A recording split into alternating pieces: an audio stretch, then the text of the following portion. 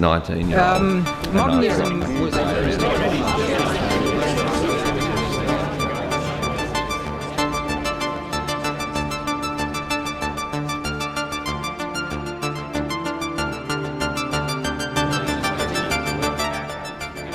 glad to be in Los Angeles right now as an art maker, as an artist.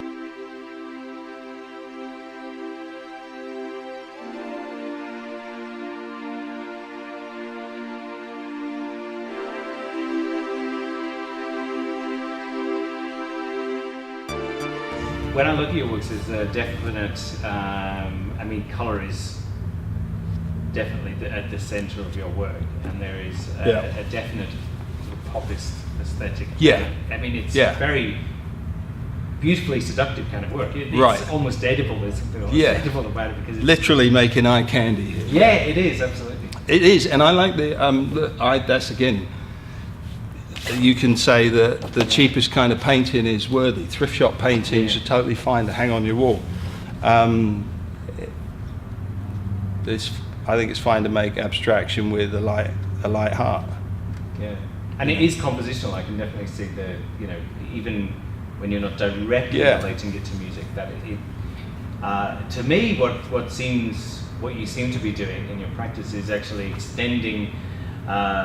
When you think of someone like Kandinsky, what someone like Kandinsky was trying to achieve in creating a sort of an aesthetic that went with music of the time. Yeah. It seems like with your work you've actually brought that up to date. I think that's nice to hear. It's something that I certainly, if I'd thought about it and had an intention, I think. While there's not necessarily been this is my mission, that's exactly right. I started out, and as I continued my practice and it's evolved, at some point back then I became at ease with that.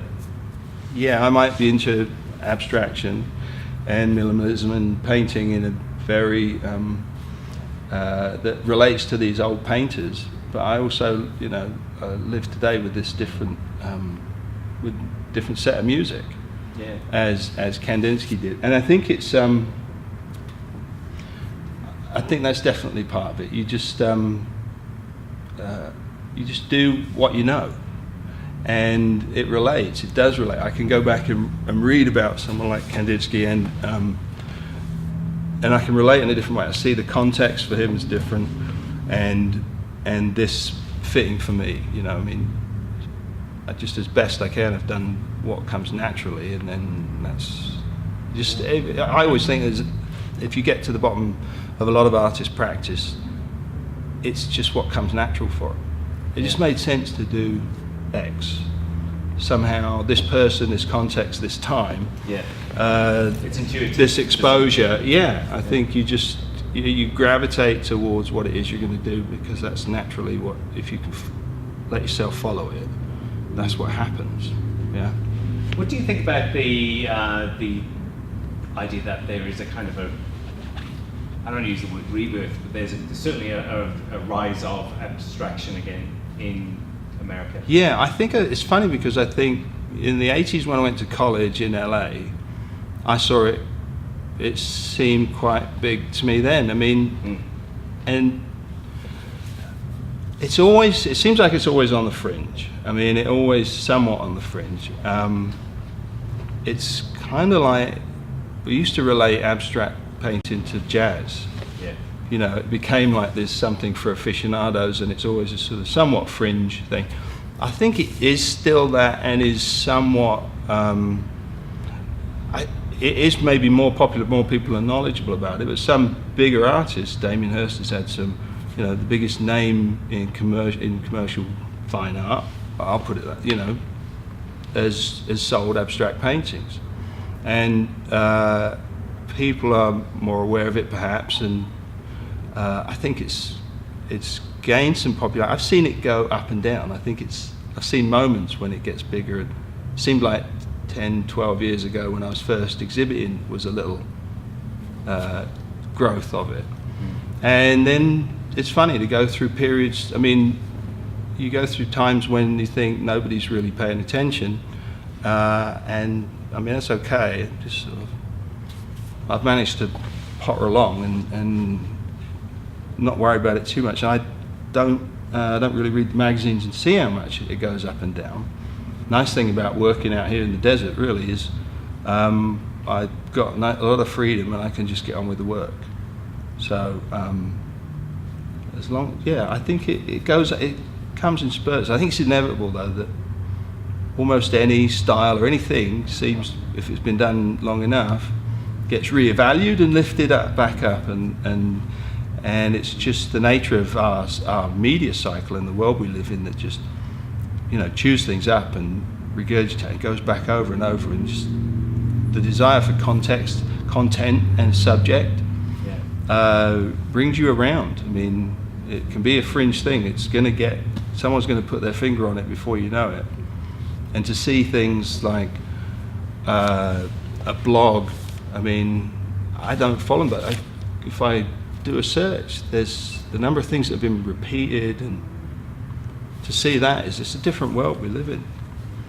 So I think you can find and create a bigger audience than something like abstraction ever used to have. It used to be you had to go to galleries and special places to see the stuff. Yeah. You don't really see it when you're looking at a JPEG that's 72 dpi, but a lot more people know about it and can find out about it, and the word can spread so much more.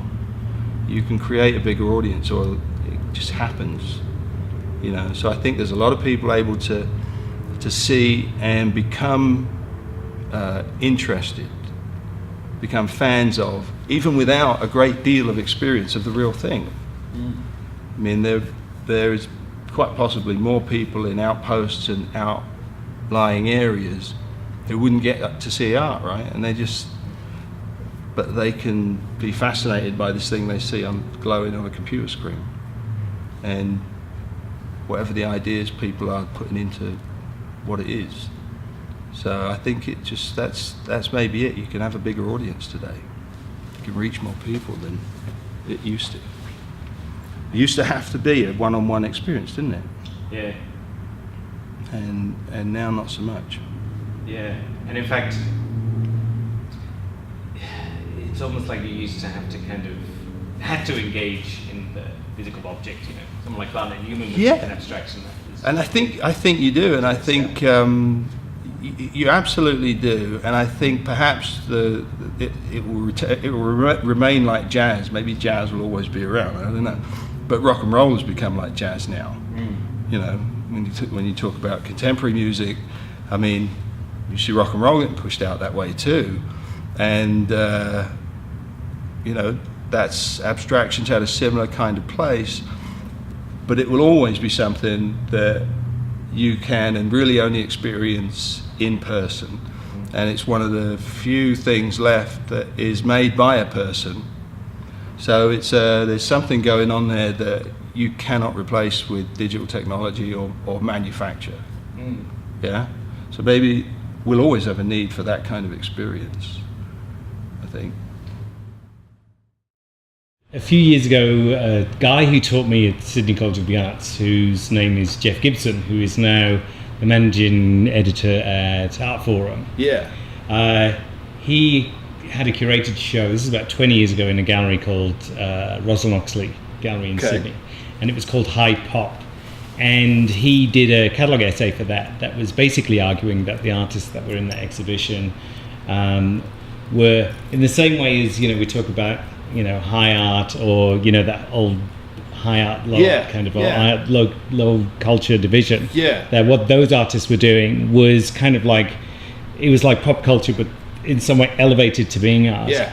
And that's what your works make me think of. It's in that area, yeah. Yeah. That's definitely the vein and the place I come from.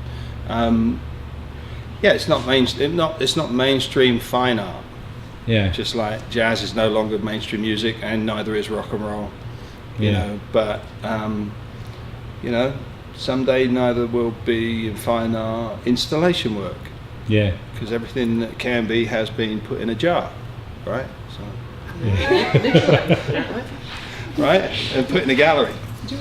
This is a little sample of a piece for the Portland Federal Building that we're doing, and so I don't know if you remember or ever know of there was an album cover, another designer that I like called Peter Saville, and and again with the modernist art references on record covers, Peter Saville I became a fan of. He used a lot of minimalist references.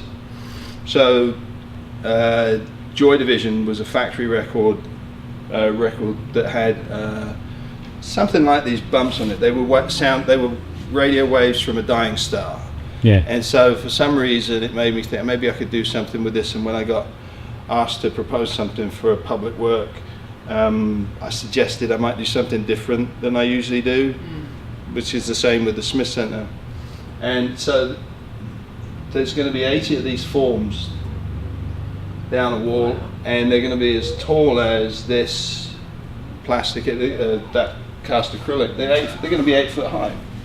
Wow, and you've got that. They're made of acrylic, and because you get that polarizing effect on the edge. Yeah. Yeah. Well, some of them are fluorescent sheets. Yeah. And we have a frosted edge to it, which picks up more light from the interior of the plastic of the acrylic. Yeah. And so these edges glow on. Like the major chord of the song is depicted in fluorescent plex, so they stand out. But that's, for me as a painter, they become the major chord of the color of the painting, or in this case physical object. And so then there's this kind of underlying root, which is just glass green. Yeah. So it's plastic, the acrylic that's made to look like glass, and it's the center layer of all of these, and that'll kind of hold it all together in a way. And then each of these combinations shifts and changes down as all the forms change, and you end up.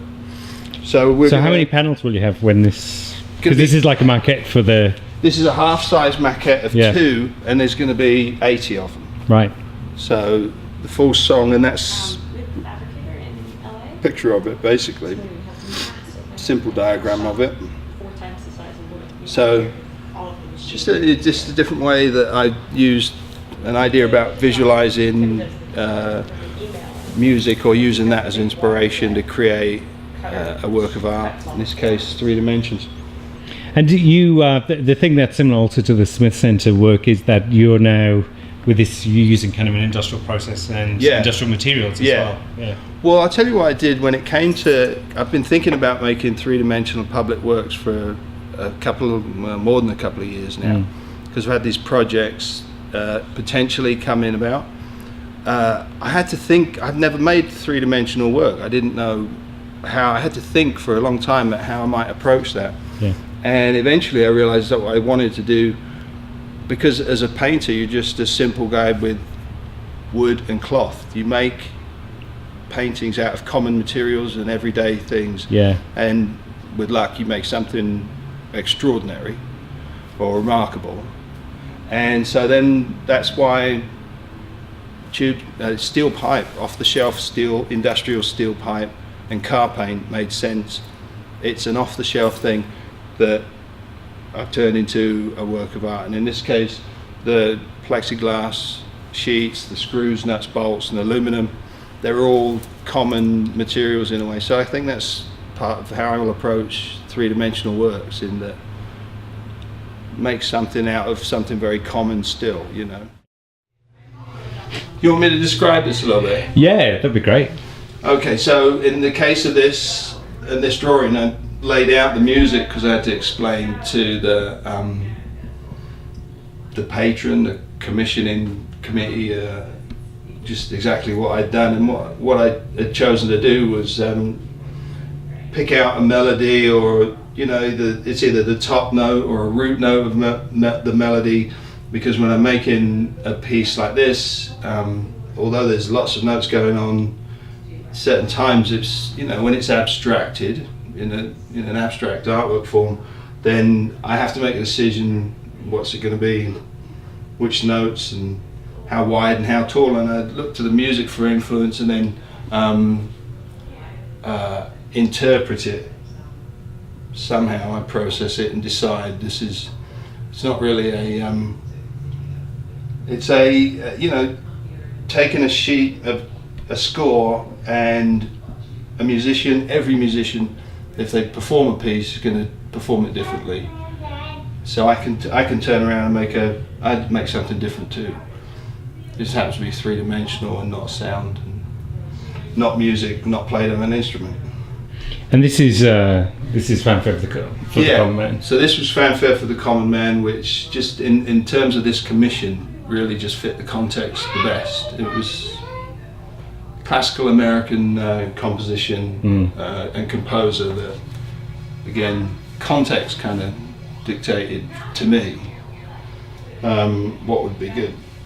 And the height of because these in the actual work are the pipes. Yeah. And the height of the pipes. For the height and the differentiation in height, I followed the dynamics of the music on the score. So when it becomes fortissimo, because it starts off forte. When it's fortissimo, fortissimo, and we change it accordingly. And there's a couple of little. In the piece it ended up, there was a couple of crescendos and a mini decrescendo here and there. Yeah. So just went with dynamics to do something different. In this case I was making something 3D and had to look to do it differently, the painting, and that's how it ended up. And the smaller version you got out there, was that made as a maquette for the... Yeah. So then I present that and this drawing at one of the committee meetings on the commission. Yeah. So it was fun. It was a good project to do. I mean, you'll see it over there, and got to make something big and expensive. Yeah. Different too. Got me out the studio. Yeah. So.